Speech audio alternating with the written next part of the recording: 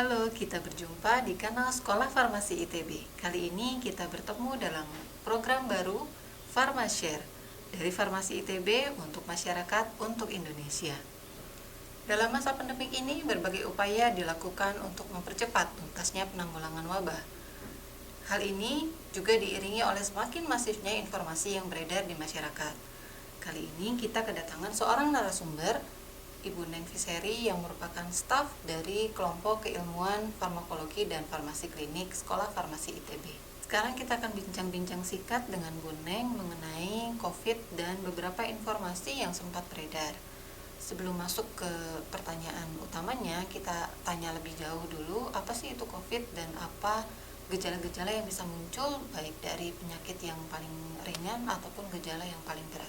Nah, jadi COVID-19 ini adalah suatu penyakit yang muncul karena adanya infeksi virus SARS-CoV-2. Nah, ketika virus ini menginfeksi tubuh, dia akan menyebabkan gangguan pernapasan. Tingkat gejalanya itu ada 4, jadi ada asimptomatik atau tanpa gejala, ada yang ringan, sedang, dan berat. Ya, jadi kalau asimptomatik, seseorang terinfeksi virus tetapi tidak menimbulkan gejala gangguan pernafasan.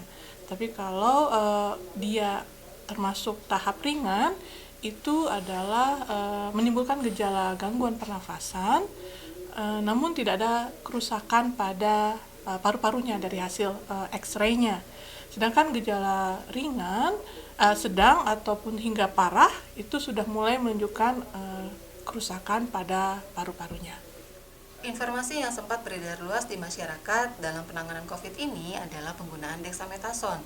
Apa sih itu dexamethasone dan apa efek samping yang bisa ditimbulkan dalam penggunaan dexamethasone ini?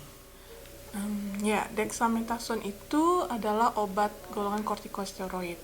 Biasanya digunakan untuk penanganan alergi, penanganan radang, ataupun gangguan sistem imun. Jadi tidak digunakan untuk membunuh virus COVID-19, jadi tidak sebagai antivirus.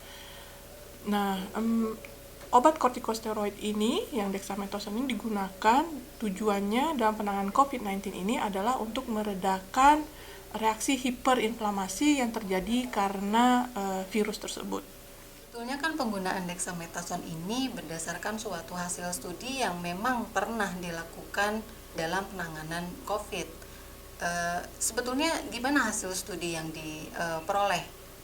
Terkait studi yang di Inggris tentang penggunaan dexamethasone pada pasien COVID-19, studi itu menunjukkan bahwa dexamethasone sangat baik mengurangi kematian pada pasien COVID-19 yang menggunakan ventilator, di mana pasien COVID-19 yang menggunakan ventilator itu tergolong pada pasien COVID-19 kategori parah.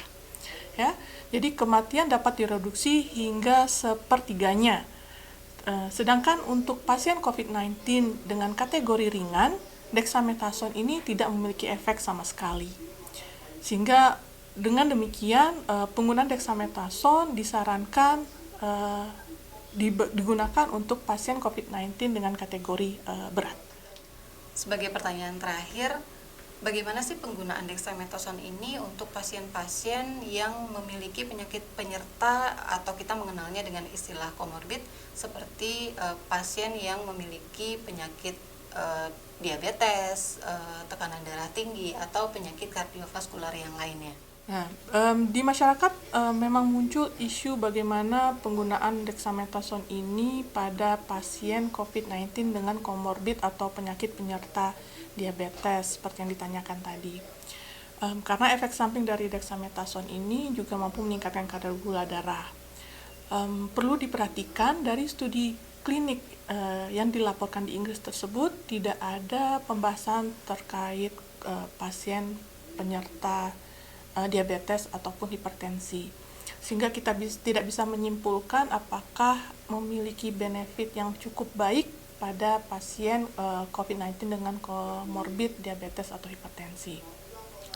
Namun secara general, secara umum, pengobatan untuk COVID-19 ataupun penyakit secara umum itu bisa dilihat dari benefit risk ratio-nya.